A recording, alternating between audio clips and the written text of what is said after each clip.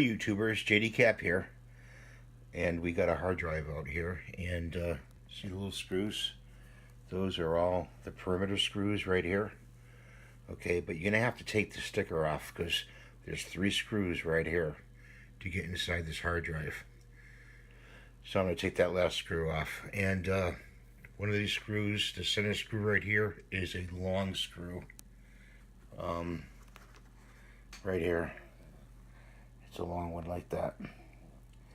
Okay, and the 2 long ones here. And ringing the little notification bell for videos.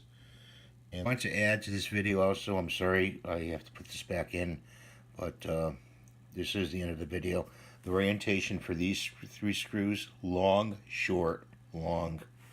Okay, and then your perimeter screws go in by rubbing your hand over it, and that'll warm the sticker to take the sticker off.